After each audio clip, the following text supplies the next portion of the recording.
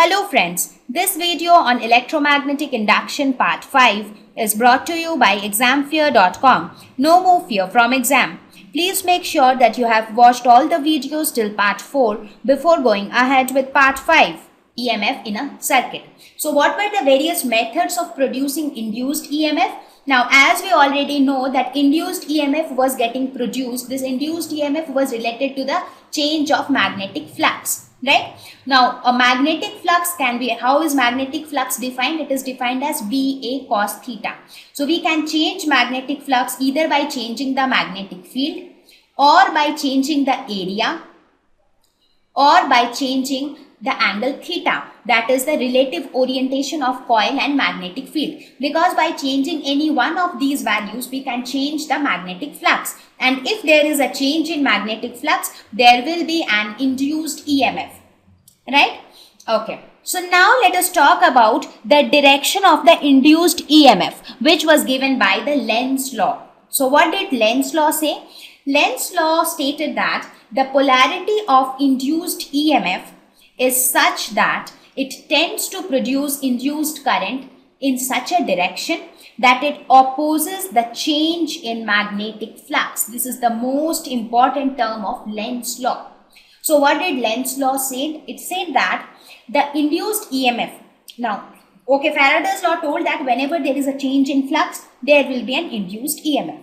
So if there is an induced EMF, there will be an induced current also, because if there is an EMF between 2 points, some current will also flow.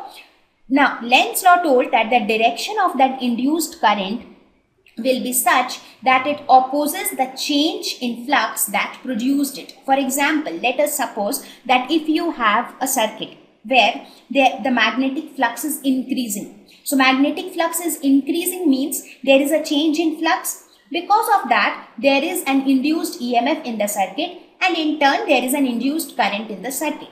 So Lenz law says that the induced current in that circuit will be in such a direction that it opposes the cause that produced it. So what was the cause which produced it? The increase in flux, right? So this induced current will try to decrease the flux. It will not try to increase the flux. It will try to oppose the increase. So it will try to decrease the flux. So the induced current will be in such a direction that it decreases the magnetic flux. You will understand it better by taking the example of the same Faraday's law setup. Let us suppose this is your coil, right, which is connected to a galvanometer, and this is a magnet. Let us suppose that the north pole of magnet is facing towards the coil.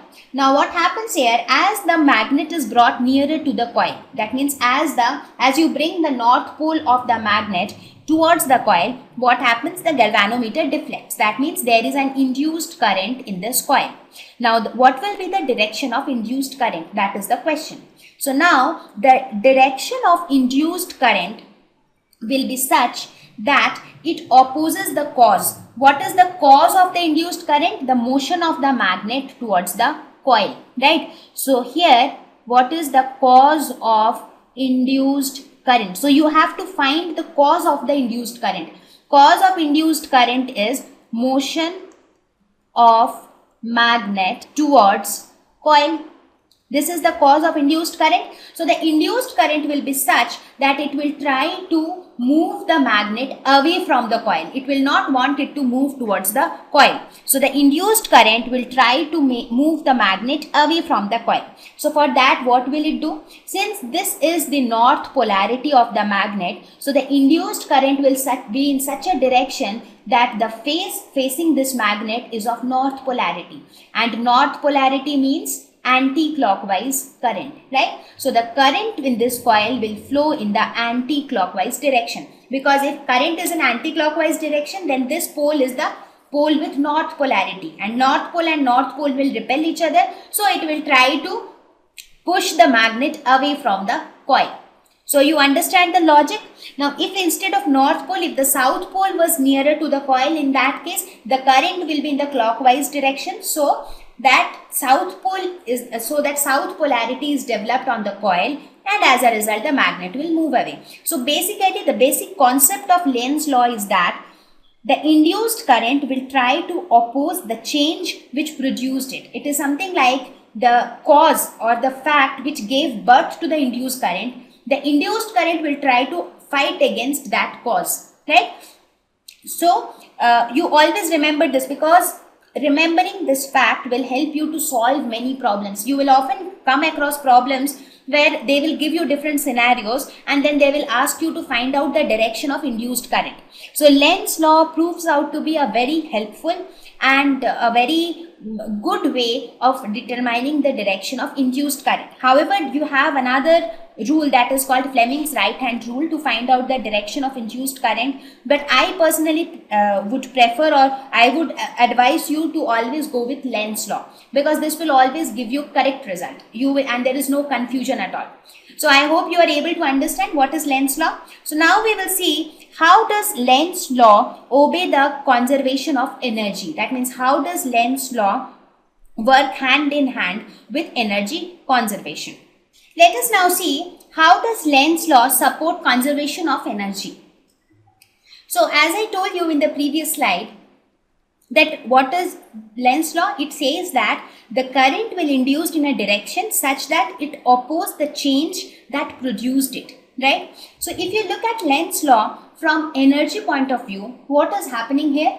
The magnet is moving, as a result of which the current is getting induced. As soon as you stop moving the magnet, there is no current induced in the coil, right? So what is this movement of the magnet? It is something like somebody has to move the magnet, right? Somebody or something has to move the magnet. So that means there is a mechanical energy which is involved here in the movement of the magnet, right? So this mechanical energy which is involved here is ultimately getting converted into electrical energy which is produced by this induced current. So when you are producing an induced current, what is that form of energy basically? It is nothing but electrical energy. So you can say that the magnetic energy which you spent in moving the magnet is getting transformed into electrical energy which is produced by the induced current. Now as soon as you stop moving the magnet, that is, there is no mechanical energy spent, in that case there is no induced current also, right? So we can say that Lenz's law also supports conservation of energy, where we see one form of energy getting transformed to other form.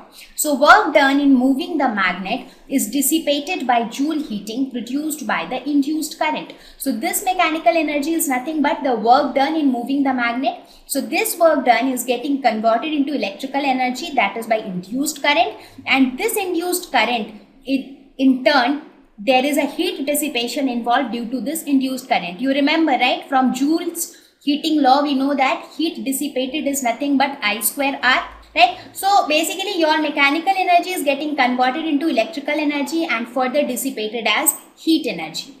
So now that, thank you.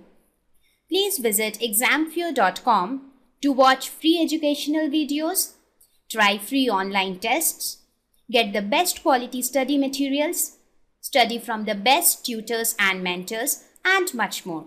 Thank you once again.